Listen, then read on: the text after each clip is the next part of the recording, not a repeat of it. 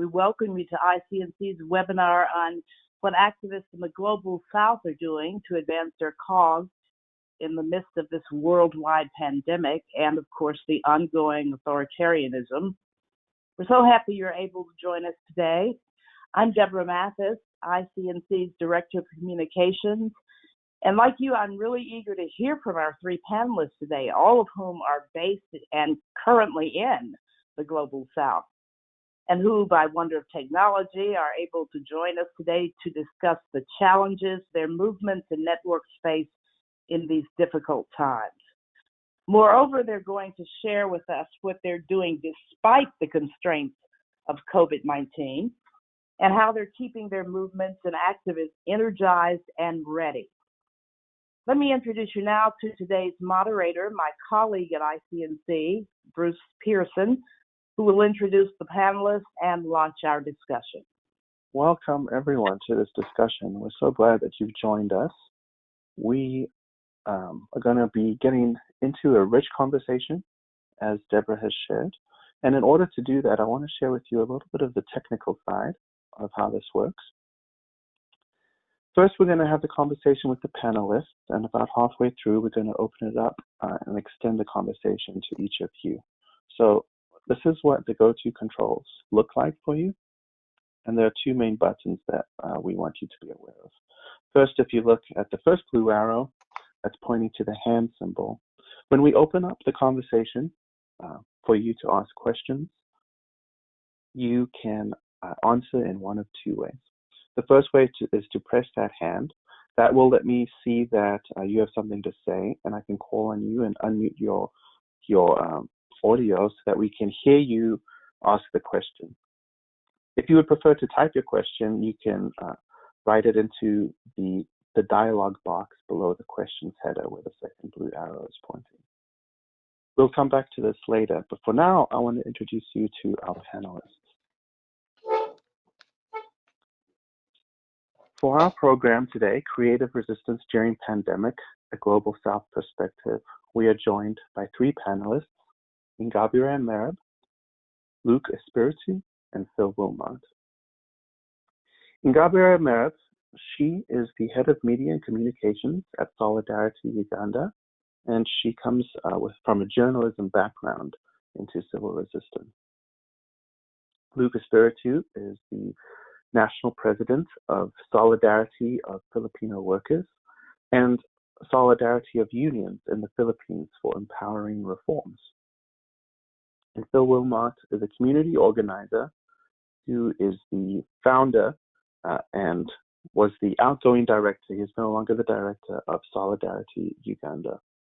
And so each of the three of them will be bringing their unique perspectives to our discussion today.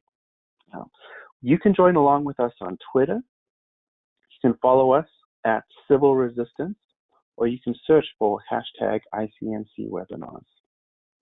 You can post comments there, anything insightful that you would like to share or add to this conversation. You can join us in that space. But now I would like to invite our panelists to share their webcams so that we can see their faces. And let's begin this conversation. All right. Thank you to each one of you for being with us today. We are grateful for what you are here to share, your expertise, your experience, and with us all being in different parts of the globe, we recognize that this isn't always a convenient time for everyone. So thank you for fitting it into your schedule. We're in a very interesting situation right now. 2019, people were calling the year of protest, the year of civil resistance. We were getting lots of coverage in Africa, in South Asia, Southeast Asia, in Latin America. It was just getting more and more coverage as the year went on. Newspapers around the world were starting to talk about movements that had been doing work for a long time, but we're suddenly all getting a lot of recognition. And then 2020 came along, and we have the coronavirus, which has changed the international scene. Now, when we get a pandemic of this magnitude, we see lots of people who take the opportunity to be heroes. There's there are great acts of heroism in what you can do to help people in crisis. Sometimes, though, we just see people who are playing the hero, right? So let's begin our conversation. Phil, I'd like to ask you, how are states and individuals in the North and South playing the hero during this pandemic? Sure, thanks a lot, Bruce, and thanks everybody for joining us. It might help to kind of boil down the idea of being a hero into kind of two archetypes. And one of them kind of comes from our conceptualization of what a hero is in the global North, in the industrialized world, and then another kind of opposes that archetype. I can begin with a quote from Paulo Freire, who said, leaders who do not act dialogically, but insist on imposing their decisions, do not organize people, they manipulate them. They do not liberate, they oppress. So the kind of autocratic mentality of the hero is something that is not actually a hero, but it's an authoritarian kind of archetype. And right now we're seeing dictatorships around the world juxtaposing this this mantra and this policy of social distancing, which functions better within a consumer capitalist society, upon their own societies, even when they know it's not feasible, even when they know that social distancing is not possible for the urban poor, for many members of their populations. So in Uganda, where I am now, of course, many people are just trying to survive. They need to go to work to earn their daily bread, and they're not able to do so.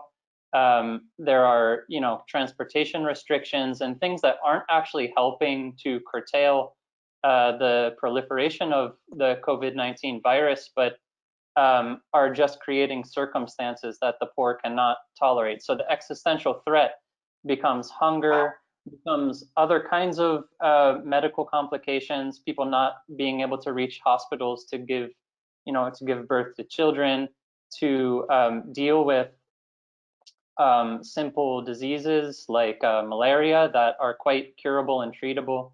But still, dictators are willing to put this burden and blame for the spread of COVID on the poor.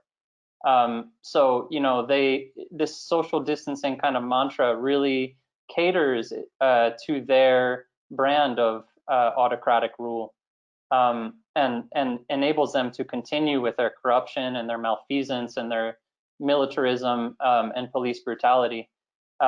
So, of course, amidst all of this, they're also seeing this as an opportunity to suppress dissent. In Uganda, we have many writers who have been imprisoned. We have many protesters, activists, and organizers that are being brutalized by police simply for pointing out that the government has failed to utilize its budgets the right way to support the poor, to provide the infrastructural support that's necessary to enable survival during this pandemic. So, I flew recently from the US East Coast to Uganda, and I got to kind of witness very different attitudes regarding this pandemic, both from governments and from populations and individuals. So in the US, of course, we had this kind of isolationist behavior, the sort of proverbial toilet paper hoarders, who, took the narratives of their popular culture, films like I Am Legend, these post-apocalyptic films where the hero is a hero because usually he survives and is kind of like the sole survivor. And so, definitely like our frameworks for understanding what to do in this moment come largely from the stories that we consciously and subconsciously digest from our respective cultures. I did not see like that same, it wasn't so common to see that same kind of lone survivalist panic within this context in Uganda. I arrived shortly before COVID penetrated the borders of Uganda. And, I think that's because like the conceptual, well, it could be for many reasons, but among them is that this conceptualization of the hero as a lone survivor isn't really like an archetypal character that people in such a society embody. So we are always consciously and subconsciously living out narratives and stories and enacting those narratives, finding ourselves in those narratives. What I saw here was, families and neighbors trying to figure out a way forward. They were very conscious, of course, that the government was built to fail them, that it was built to extort, taxes from them, embezzle that money for their own sort of private luxuries. They knew that, well-connected leaders, technocrats, and politicians would, at any moment's notice of a medical threat, would rush to, by private jet to Europe for medical treatment. So they're not expecting, some kind of support really that can sustain them from the government. They would expect more, circulation of misinformation and fake news and all kinds of rumor mongering in periods like this. And indeed, that's what societies in East Africa, amongst other parts of the global South, have been given. But despite all of those challenges, the only way to survive is to generate solutions together. Kind of hearkening back to that Freire quote of finding solutions amongst the people. So wherever there's a problem, self-organizing is necessitated in order to survive, even where the state provides no kind of infrastructural support. So I don't mean to like romanticize, a collectivist kind of view, but just to kind of like shift our idea of what does it actually mean to be a hero in this moment. It's true that even in these more individualistic societies like the United States, the consumer capitalism societies, that there are mutual aid efforts popping up. There are a lot of movements that are doing great work, neighborhoods that are organizing together. So that looks more like a different archetype of the hero, which concerns the community and often the natural world.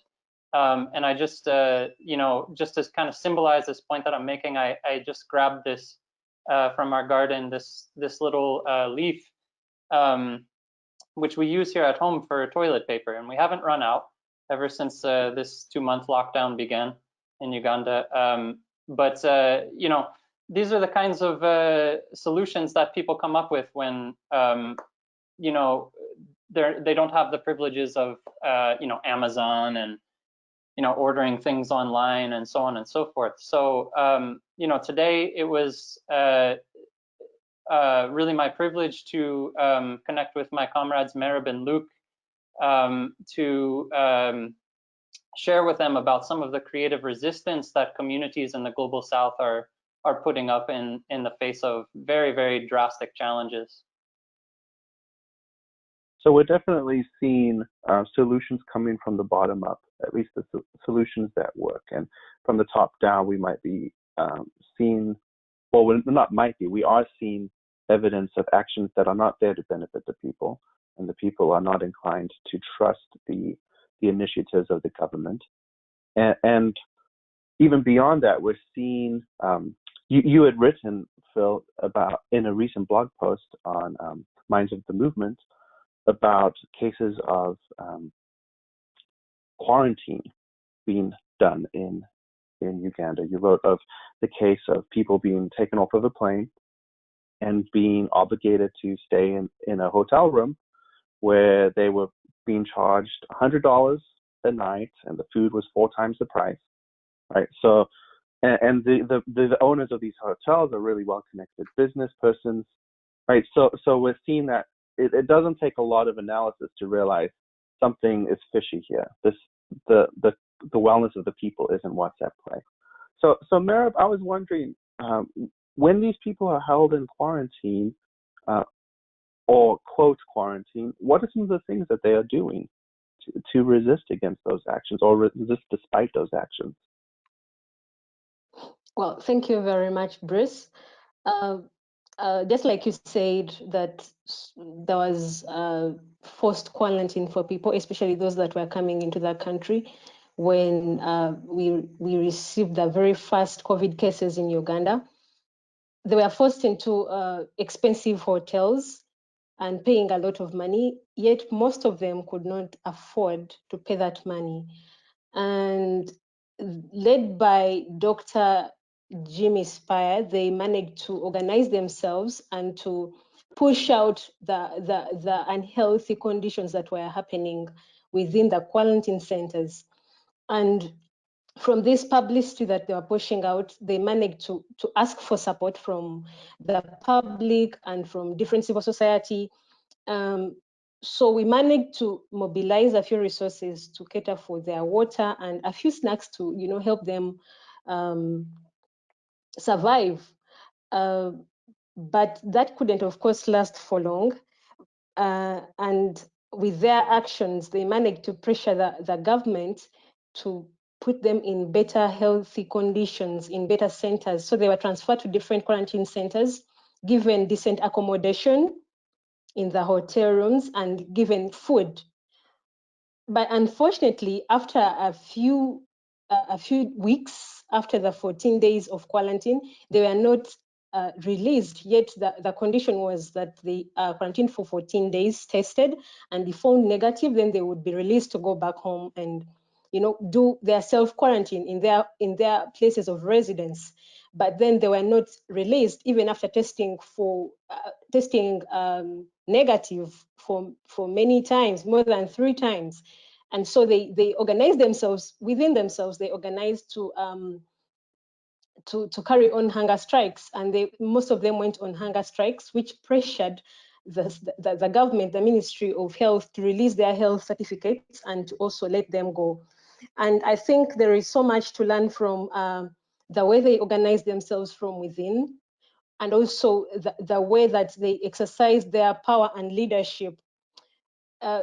It shows us that we're supposed to take power from those that are most affected, take leadership from them, and because they understand their situations way better than anyone can, and assuming that anyone outside their situations can understand their plight more than they do, and proposing solutions for them is absurd. Yeah, and so it's very good that we take leadership from them and learn something from their struggle. Yeah, thank you. Absolutely.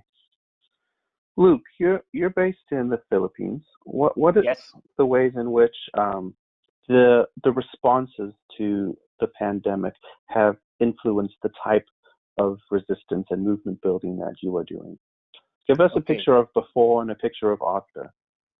Okay, before and after. Now, I'm involved in the labor movement, and our struggles are in order to improve the lot of the worker.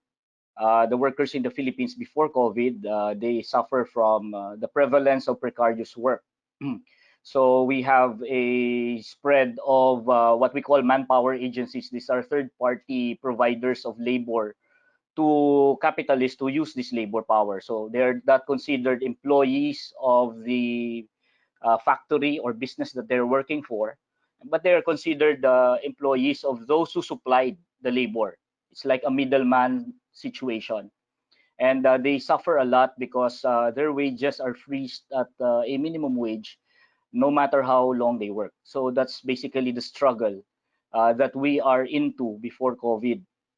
And also we are engaged in the struggle for raising wages. The minimum wage in the Philippines is 1/4 of the amount that is needed in order for a worker to live. So our workers before COVID are already handicapped in trying to feed their families because they work and then they get paid, but then it's not enough to feed their families. They have to look for other ways in order to supplement their income.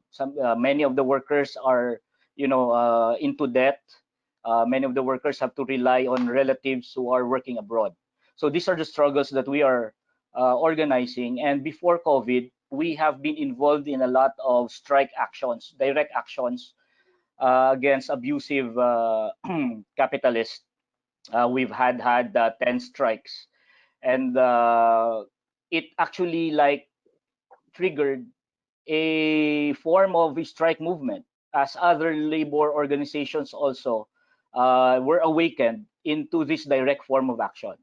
Now, after COVID, this has all been placed on hold because of the lockdown and the quarantine.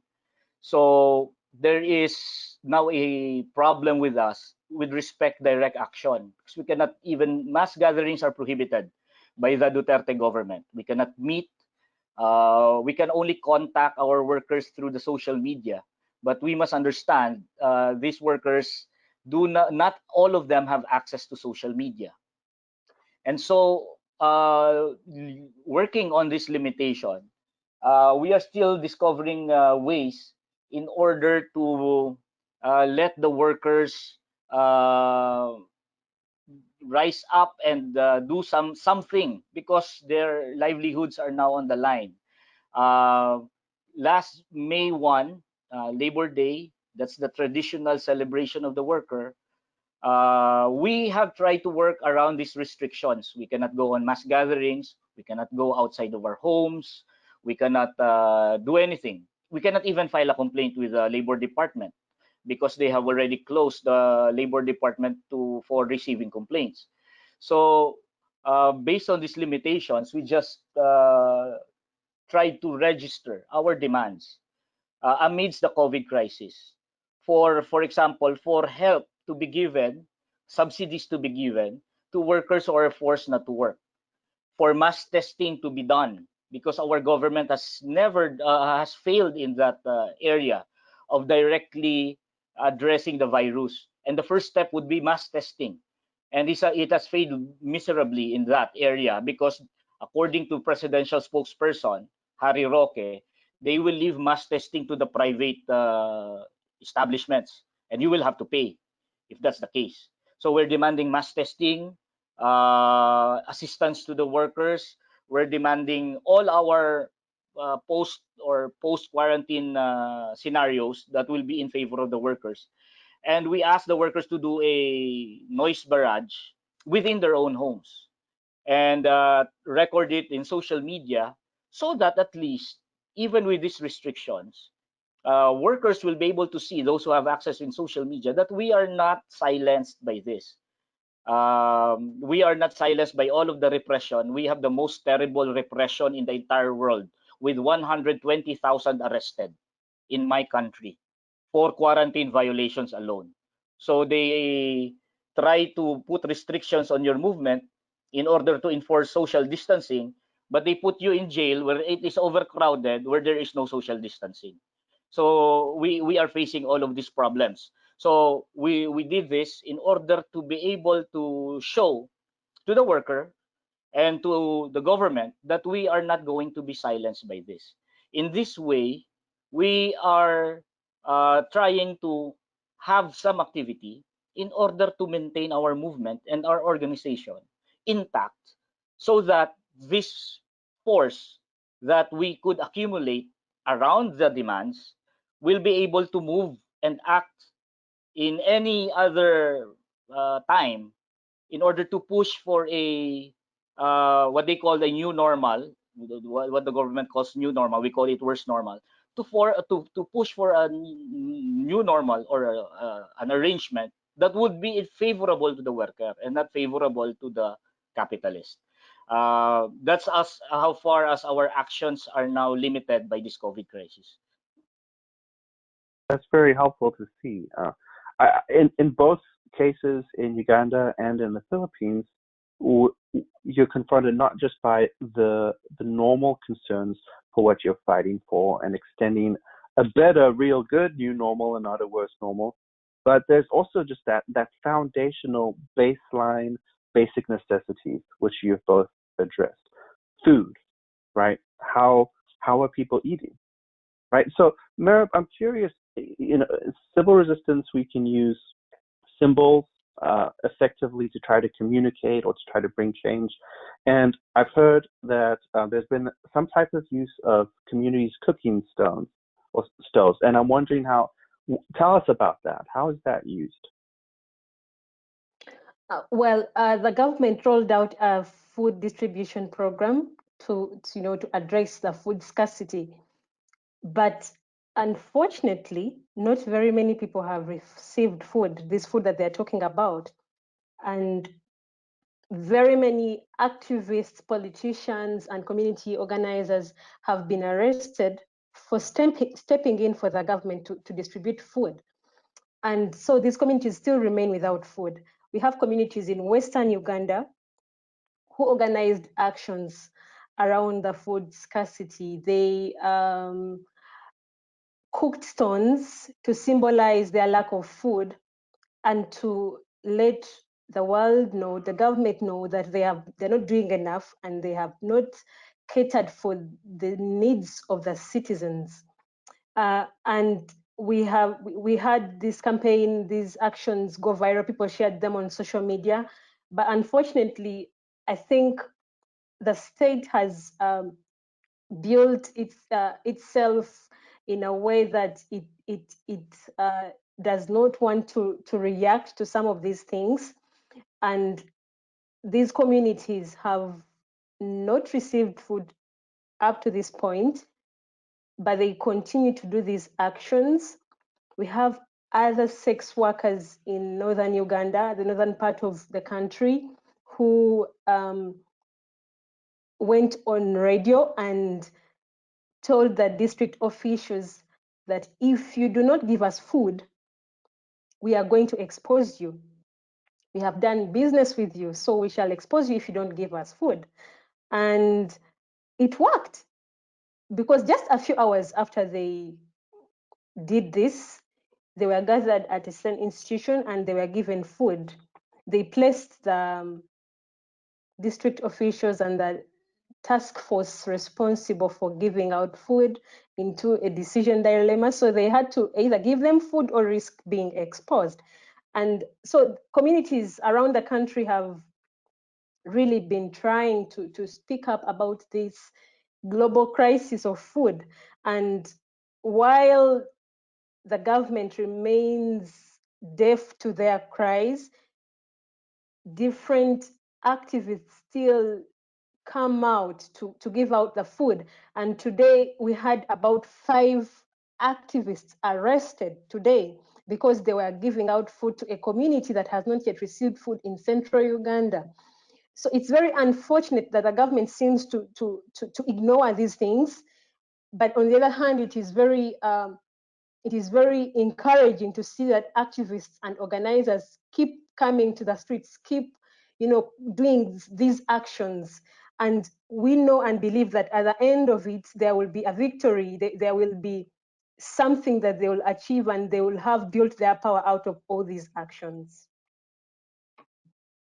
That's very good. So these sex workers, when they get on the radio and they say, "We will expose you unless you give us food," when they were doing that, what kind of risks are they exposing themselves to by putting that challenge forward?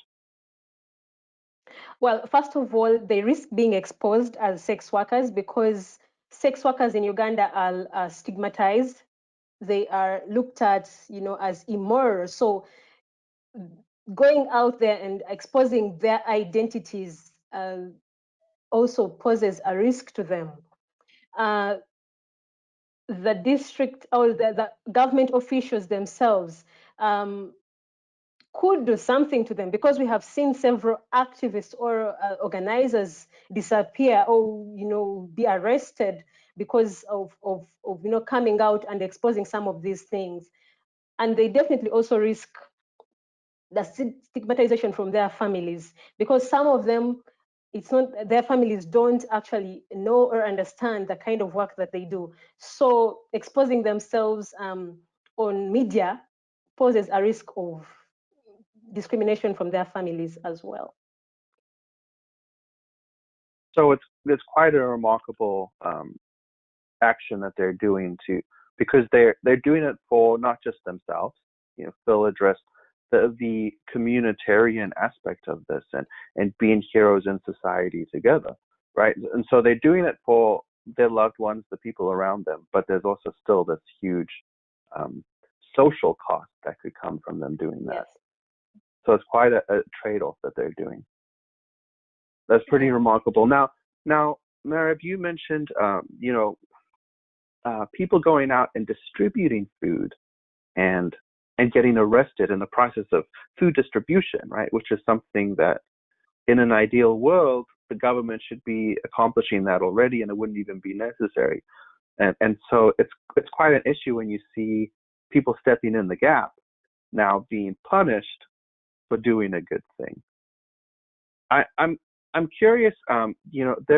We had a recent blog post in Minds of the Movement that addressed 3 major roles that movements can be taking during pandemic, and the one is providing basic needs such as food. Marib, you discussed people who are helping those in quarantine. And another thing is the watchdog position, which is kind of making sure that there's a record of the wrongs that need to be righted, and that you're still pushing and you're not being silenced. Which, Luke, you're addressing much of what you're doing. Your colleagues who are fighting to make sure that even though you can't necessarily do direct action on the street, there is a record and something's being said and you're not being silent, right? And then the third aspect that was covered in this recent blog post was the role of education and awareness about the health crisis itself. And I'm curious if any of you can speak to that, because you have networks of communication, you have ways to be able to reach out and speak to people. So in what ways are the movements that you are involved with helping people realize what are the precautions that should be taken? What are things you can do for your own safety and good health? Okay. I think, Bruce, that's what I missed in my explanation a while ago. Thank you for reminding me about that, because education has been a part of our activities even before COVID, but it took a different form during the time of COVID. And we do regular webinars in our Facebook page every week to discuss issues. And it's quite also extraordinary because workers who before have not been used to using the internet in order to get information from us, because we have to go to them, try to set up a meeting, and it would be like it will take more time for us to be able to move around and be able to talk to all of them.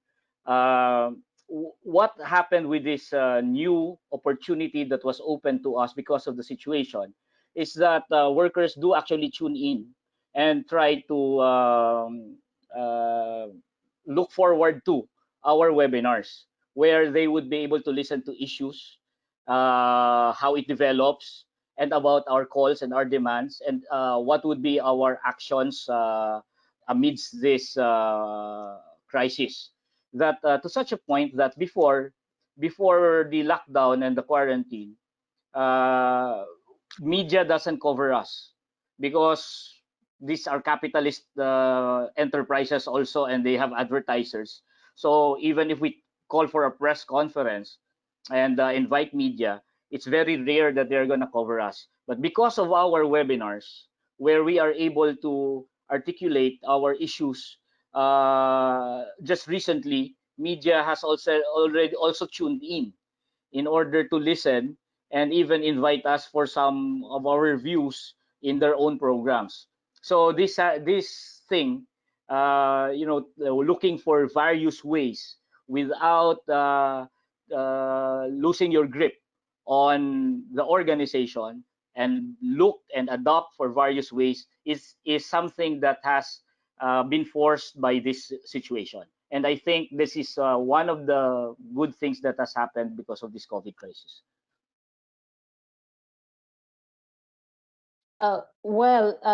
Just like Luke said, there is a very huge information gap, and most of the communities that we work with are not literate, so they mostly don't have access to digital platforms where information is shared.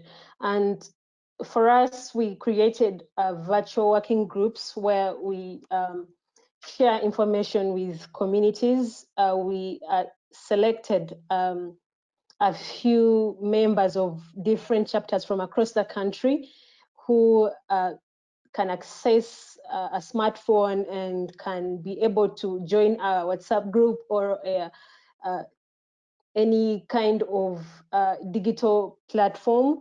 So we share information. We also do digital trainings in these groups. So we encourage them to go back and train and or teach the rest of the community that cannot access or does not understand how to use this kind of technology. But we have also had different groups in parts of Eastern Uganda who have devoted themselves to go out there while observing the guidelines of social distancing to speak to their communities about the COVID-19 and how to keep safe, but also how to encourage them not to kind of get flat or cold in the struggle. Yeah, that's one way that they communicating and keeping together in the midst of the social distancing. Yeah. Maybe just quickly to add that, power is often about seizing opportunities, and while the Jeff Bezoses and the Donald Trumps and Musevenis and Dutertes of the world are opportunistically, using this moment to consolidate their power, we can also do the same, because the people that are generally apolitical in society are now suffering, and so they're more eager to have a political framework, presented to them. So, of course, this often happens, as we saw, like in Sudan, with the issue of bread subsidies being cut, and all of a sudden the population is hungry. So revolution is not just about al-Bashir, but it's also about survival.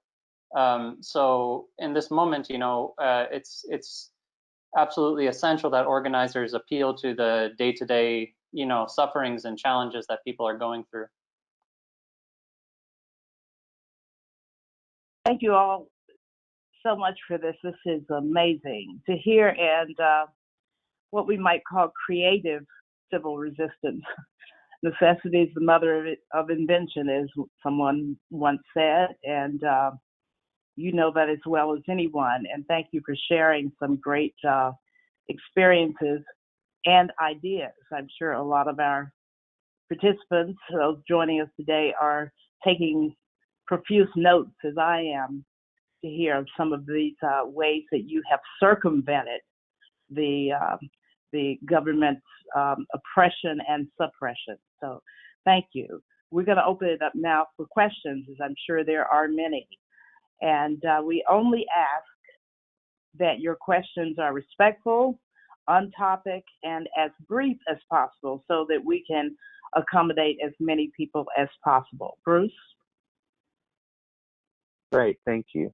You can ask your question by typing it into the question box on the control panel, or you can raise your hand and we can try using your microphone. We have a few questions that have come in already. One of them, building off of the way that big crises such as the coronavirus create opportunities, do you identify any, and this is an open question to anyone, do you identify any opportunities for civil resistance movements to overthrow a dictatorship amid the pandemic? In other words, do we need to put our maximalist goals on hold? Or is there a real opportunity to create bottom-up change with dictatorships here?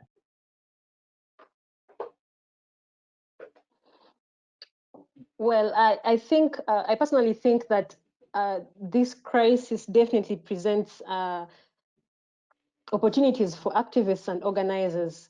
One, I think they can use this to re-strategize and to reorganize themselves in line with their struggles. I've also noticed the other thing is that what activists can do is that they can seize the opportunity to also communicate their propaganda, just like the states are doing.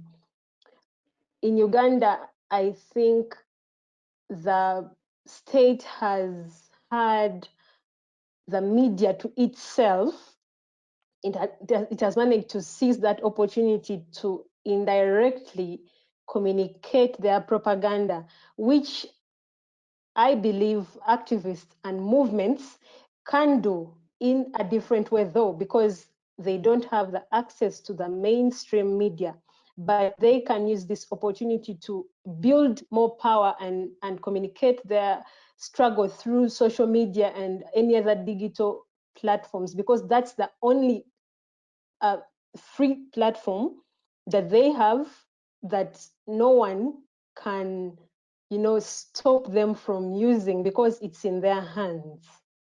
Yeah, thank you. I think this crisis has exacerbated the exploitation that has been happening before the pandemic. And because it exacerbated the oppression and the exploitation, it has also aggravated class conflict and has the potential of resulting into social unrest. Meaning to say, the exploited classes will have realized by now how this system of capitalism will never work for them. It is only making exacerbating the exploitation that they have experienced before, and it will never work. It will never solve the crisis. It will never view this crisis as a humanitarian crisis. It will always solve problems under the lens of protecting capital, and they will be able to see this. All the oppressed workers, they will be able to see this, but from their own experience of government neglect, of government repression, of how government reacted and did not prioritize human needs and prioritize profits more. That's the best propaganda. And we could, I also agree with Merab, the opportunity for propaganda is there because in actual sense, it is already pointed out by the experience that people have of this COVID crisis. And I do think that this will give way to social unrest and revolutions afterwards, which is geared towards a systemic change. And people will realize that we have to change the system because what's at stake now are human lives. You will die literally if we do not change this system. Yeah, the risk is becoming lower to do something than to keep the status quo. And I think that's ripe conditions for the revolutionary spirit, and there's no time like the present. So even though this pandemic can disrupt our attempts at disrupting normal for purposes, and it might seem to give an authoritarian the upper hand in some respects, it sounds like all three of you would agree that ultimately this is a great moment for movements to be, because people are now seeing through some of the thin explanations or defenses and kind of seeing the roots of problems. Is that what I'm hearing? Great. So we have a question from Clarence Thompson, who asks, given that Zeynep Tversky spoke of the weakness of relying solely on the internet to organize, are you able to use the internet to do robust organizing without having the authorities sabotage you?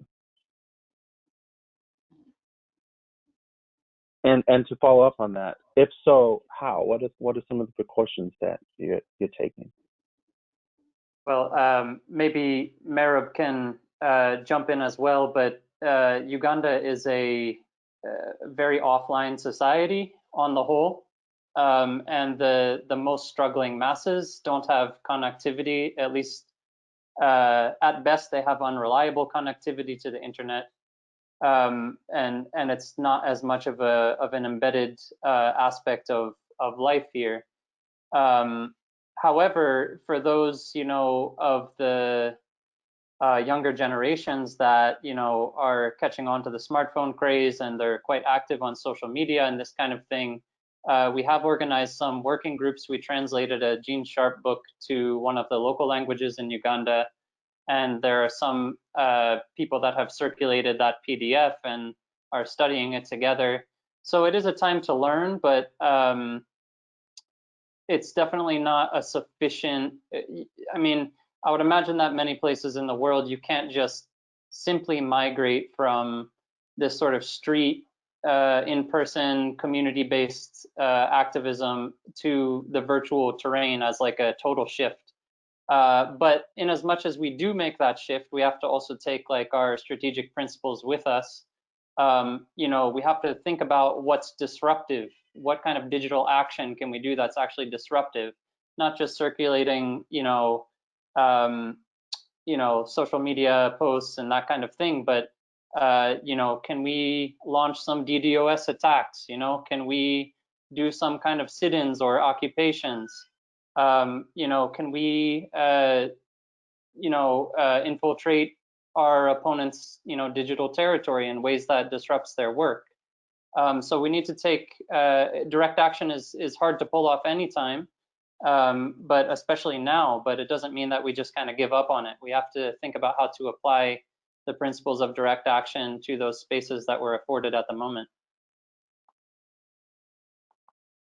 I'll just add on to that. I think we have to view this shift as not the solution. That's correct. I think from this shift, we have to use the internet in order to shift back to putting people on the streets, for people to be prepared for direct action. And how do we are just answering the question of how do we prepare them during the time that we are limited, but we do not see it as an alternative to direct action, but as a tool in order to prepare the masses for direct action. And pretty much later on, sooner or later, they will really have to assert bodily into the street by gathering. And you're correct. Government will also respond with all of its repressive powers. Like in the Philippines, two have already been arrested for internet posts. One was a teacher and one was an artist. Things that they think as anti-government, they are more sensitive right now. And the police just violated the constitutional right to free expression, and they arrested these two people. And we would expect the same types of repression. I don't know when it will come, but I think it will come when internet activity and we are able to gather more people through it. They will do some cyber attacks. I don't know when will it come, but as of now, nothing of that sort. Maybe monitoring. But as of now, we do feel the government responding with its repressive power through actual arrest. Yeah, thank you very much. Just maybe to add a little bit, I think I've noticed that many people are afraid of going to the streets in physical protests and direct actions, but the internet, I think in these times, has provided an opportunity for even those that want to join the struggle but are afraid because they don't want to be seen on the streets. Yeah, and it's an opportunity that I think we should seize to build that kind of community of digital activists who may never even come to the streets, but are willing and ready to take the risk of doing actions and supporting actions online. And I agree with Luke that we shouldn't look at it as a solution, but we should maybe try to merge the two and not separate the two, and pick it from here that it is a complementary tool that we should incorporate in our campaigns and movements, even when this whole thing is over. The question may relate a lot to context as well. Merab shared about the sex workers in northern Uganda. They use the infrastructure that is, the common infrastructure for news in a rural environment, which is the radio. And that wouldn't be different if we were not in this pandemic. But the sort of strategic principle of proliferating our messages and doing our actions in spaces where our opponents are also trying to exploit that infrastructure and that network. Absolutely. So not just the internet sphere, but also radio and how old media can do that, and wherever our opponents are doing it, be there as well. So we have a question from Yara. Considering how with this crisis, so many movements have had to focus on surviving more than their regular organizing, what advice would you give about sustaining momentum for movements?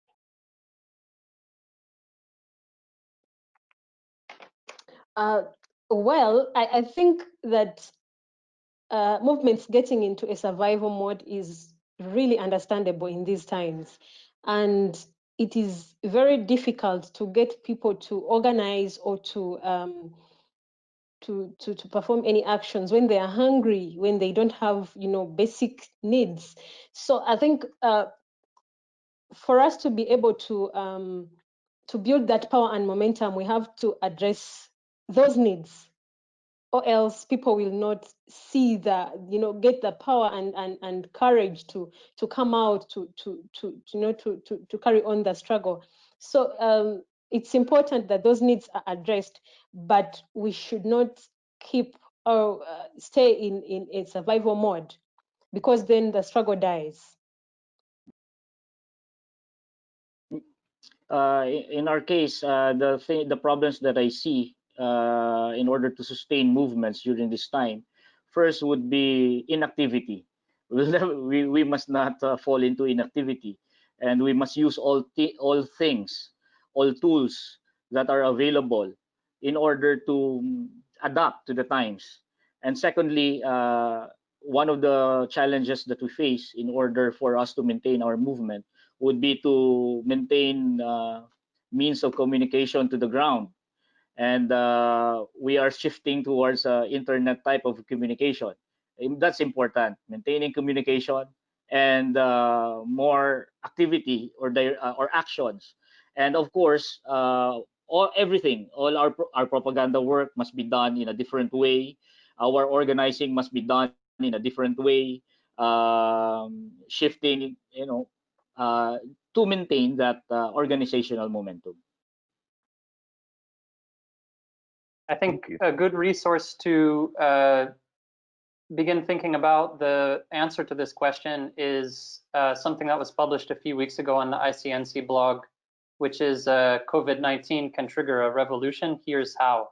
So if you look for that article, it kind of describes the movement cycles, life cycles of a movement. And so depending on what your movement is and where you are in that cycle, there might be different recommendations for how you kind of seize this moment and get as much as you can out of this crisis.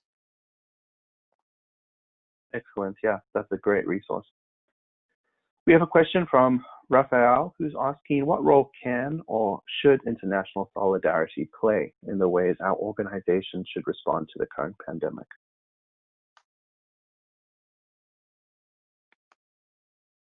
I think we should build from the national to the international, just like this. Instead of us, for example, going into international conferences, it's easier now to set up meetings between comrades internationally. And I think because we are forced to do it this way, which is in fact inexpensive and easier for us to have a dialogue, we have to build connections all across the globe, connecting movements to each other from different countries, and talk about the alternative. And I think this is the time that we talk about the alternative to capitalism, which is socialism, and get people organized worldwide around this alternative. Build more international links. We are forced to do it the easier way. We millennials have kind of not been happy with the structures that have been imposed on our lives, and our response to that has kind of been to eliminate structure altogether. And maybe as a bit of a byproduct of that, we don't have like a unifying ideology in a way that the radicals and the leftists of history had united even long before these tools like Zoom and the internet and so on. So I mean, now seems as an appropriate time as ever to manufacture some kind of revised leftist ideology that can unite, and that might not be totally global or international. It might look regional, it might look national or local, but maybe there are some principles that do appeal to younger people that could help them organize in a more strategic way.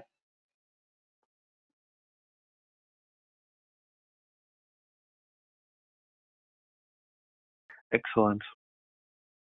So I have one question that is a very nice, big question that I think appropriate for us to close on. And since we're running low on time, if you could each have about 30 seconds to a minute to answer this.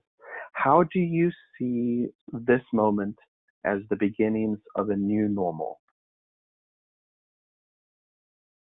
Does this change things temporarily, or is it changing things? It will go on, Merv.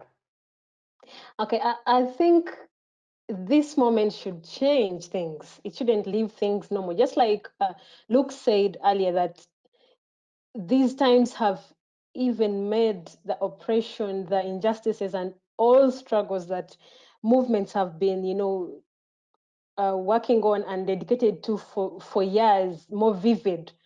That now people can see and understand why people have been, talking about these things, going to the streets because of these things.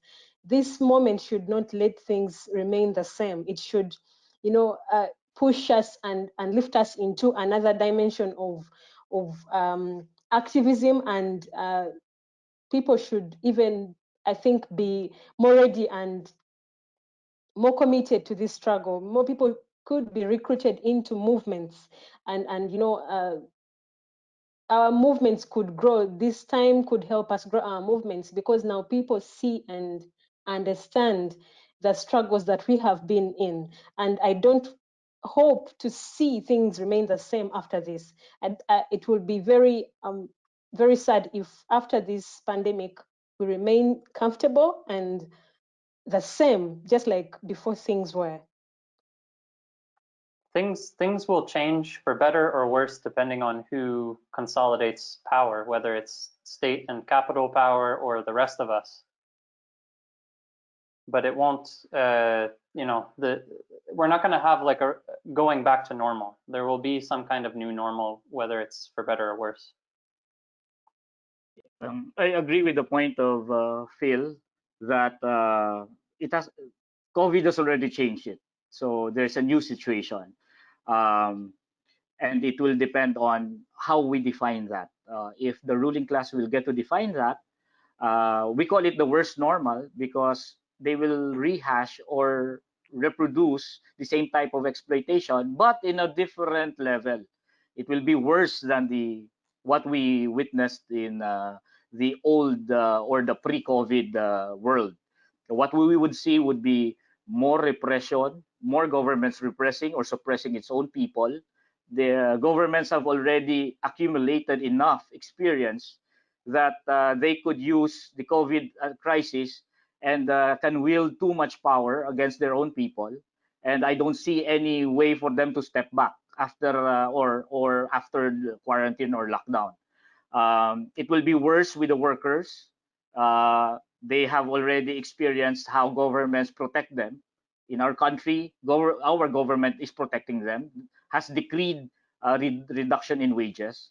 So it's already a go signal for them to do all those things that we have been opposing before, and to which to a certain degree they were not successful. Now they could be successful because of the COVID situation. Now that's how they're going to define the new so-called new situation. It's the old exploitation done in a more serious way, in a barbaric way. If we have capitalism before COVID, we'll have capitalism in the form of barbarism. It will be a barbaric form of capitalism. Now that's the challenge for us. What is that new normal that we're going to create out of this crisis? And that will be answered by us getting into the struggle and defining that new normal, and we must not allow those who rule us to define that new normal. I love it. It's in our hands to just decide what new normal is going to look. There might be things outside of us, outside of our communities, that are shaping and triggering a new normal, but we can respond and we can act and take initiative in the face of that. That's great. We have had a wonderful discussion, and we have so many unanswered questions still. We do have to wrap up our webinar for today. Our presenters who have shared their experiences and their insights with us are going to be taking our questions as well that we haven't been able to get to. So some questions that have come in through the question box. And then also, if you have questions that you have not asked yet, or maybe that comes to mind maybe an hour from now, please email us at webinar@nonviolent-conflict.org. And we will share these questions with our panelists. And then in a couple days, we will have a recording of this for you to be able to watch. And on that same page, there will be the answers to the questions that you pose. So know that even though your question didn't get addressed now, we will do everything possible to address it still. And we'll hear even more from these marvelous panelists that we've had. You will all receive an email since you have registered for this about when that page goes up. So we'll let you know. I want to extend a huge, grateful, warm thank you to Merab, Luke, Phil. The three of you have really given us a lot to think about. We've appreciated the stories of courage and humor and people rising to challenges in different circumstances. And it's good to hear about the work that each of you are doing. We wish you success and good health. And thank you for being with us today. Thank you. Thank you all. Thank you, Bruce. Thank you. Thank you too. Thank you, Phil, Merab.